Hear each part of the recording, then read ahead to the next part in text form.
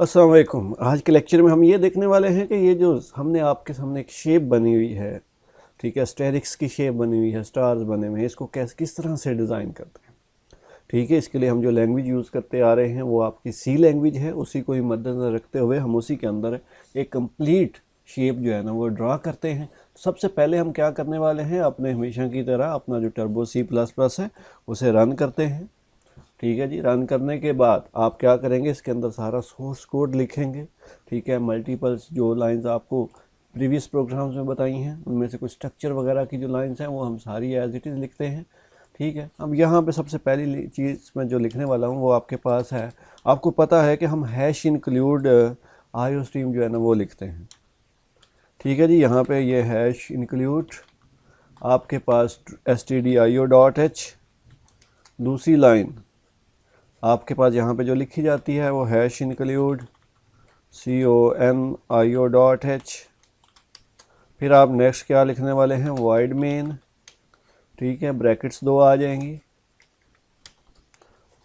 और इस ब्रैकेट के अंदर, जिसे बॉडी कहते हैं, इस ब्रैकेट के अंदर पहली लाइन जो हम लिखते हैं वो क्लियर स्क्रीन CLRSCR। उसके बाद जो दूसरी लाइन है वो हम क्या लिखते हैं, गेट CH।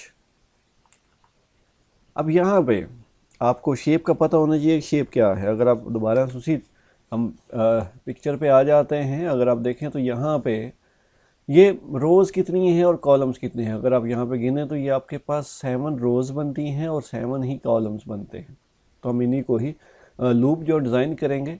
अब इस प्रोग्राम के लिए जो लूप आपको चाहिए होगी, नेस्टेड लूप चाहिए होगी, यानी कि लूप के अंदर लूप। एक लूप आपकी 7 टाइम चलेगी और उसके बाद उसके अंदर वाली लूप भी 7 टाइम चलेगी, क्योंकि अगर रोज़ 7 है तो हर रो में जो कॉलम है वो भी कितने हैं, 7 है। तो हम इसी चीज़ को मद्देनजर रखते हुए इस चीज़ को डिज़ाइन करते हैं। ठीक है जी, इसी बात को सोचते हुए हमें इसे डिज़ाइन करना है। तो मैं क्या करता हूँ, फॉर लूप यूज़ कर लेता हूँ और इसको मैं कितनी दफ़ा चला लेता हूँ, आपके पास 1 से 7 तक। ठीक है जी, ये हमने 1 से इनिशियलाइज़ किया, 7 तक ले गए और उसके बाद आपने यहाँ पे इंक्रीमेंट कर दिया। लूप के 3 हिस्से होते हैं, आपको पता है।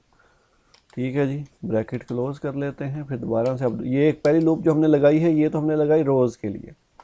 अब रोज़ के अंदर कॉलम्स भी कितने थे, 7 थे। तो हम यहाँ पे क्या लिख रहे हैं, इसको J कह देते हैं और इसको 1 से लेके कहाँ तक, 7 तक चला देते हैं।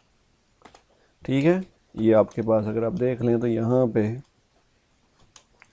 हमने रो को 7 यानी कि दोनों लूप्स को 7 टाइम चला दिया। ये आपके पास इनर लूप है और पहली जो लूप है वो आउटर लूप है। तो हम यहाँ पे अब प्रिंटफ स्टेटमेंट में क्या देते हैं, हमने कॉलम वाली लूप के अंदर, क्योंकि स्टार्स प्रिंट करने हैं तो यहाँ पे मैं डबल कोटेशन में स्टार्स लिख देता हूँ और उसके बाद इसे डिस्प्ले कर देते हैं।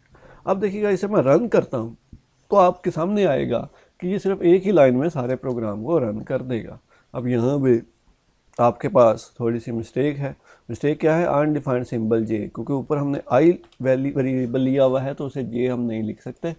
तो ये आपके पास एक कंप्लीट प्रोग्राम हो गया। इसके बाद आप इसे रन करते हैं, देखें एक ही लाइन में सारे स्टार आ चुके हैं। अब इन्हें आना क्या चाहिए, 7 स्टार एक लाइन में, यानी कि जैसे ये लूप फॉल्स हो आपकी इनर लूप, इस इनर लूप के फ़ौरन बाद हमारे पास नई लाइन आ जानी चाहिए। तो मैं यहाँ पे क्या लिख देता हूँ, printf/n लगा देते हैं, ताकि हमारे पास जैसे ही 7 स्टार्स पूरे हों तो हम नई लाइन पे आ जाएं जी। अब यहाँ पे इसे कंपाइल करते हैं। कंपाइल करने के बाद आपको पता है इसे रन करना होता है, तो इसे कंपाइल किया गया और उसके बाद इसे हम रन करते हैं। ये आप देखें, ये 7 स्टार्स आ रहे हैं 7 डिफरेंट लाइन्स के ऊपर, लेकिन अब स्टार्स के दरमियान में गैप नहीं है। तो हम क्या करते हैं, हर स्टार के दरमियान में गैप लाने के लिए हम क्या लिखते हैं, /t। अब दोबारा से इसे कंपाइल करते हैं। अब ज़रा गौर कर लें ये किस तरह से, कि जैसे ही मैंने इसके अंदर टी लगाया है तो अब स्पेसिस आ चुकी हैं, कांस्टेंट स्पेसिस। आप गिन सकते हैं कि आपके पास एक 7 रोज़ आ रही हैं और 7 ही क्या हैं, कॉलम्स हैं।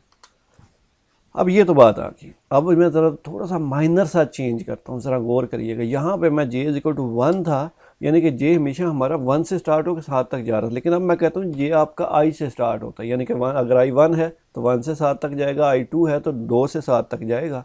अब ज़रा देखिएगा माइनर सा चेंज करने से क्या चेंज आएगा। ठीक है जी, मैंने माइनर सा चेंज किया है।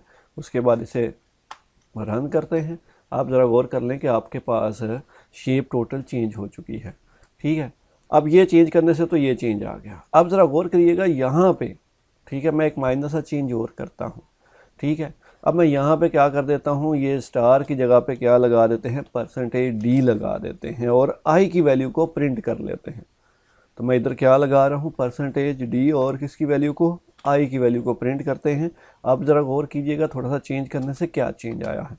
ठीक है, अब आप देखेंगे कि ये %d की जगह पे i की वैल्यू प्रिंट होती हुई आपको नज़र आएगी और i की वैल्यू जैसे जैसे चेंज होगी वही वैल्यूज़ आपको डिफरेंट लाइंस के ऊपर नज़र आएंगी। ये देखें, पहली लाइन में 1 आ गया, अगली लाइन में 2 आ गया, फिर 3 आ गया एंड सो ऑन।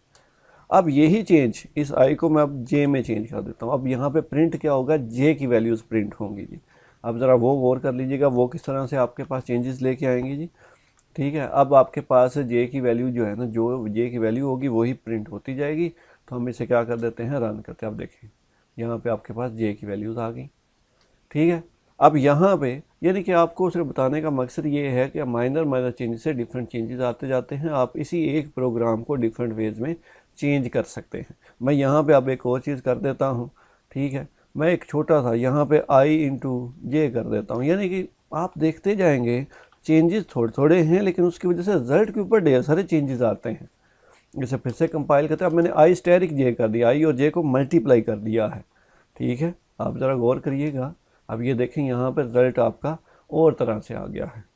तो ये आपको सारी चीज़ें पता होनी चाहिए। Thank you very much.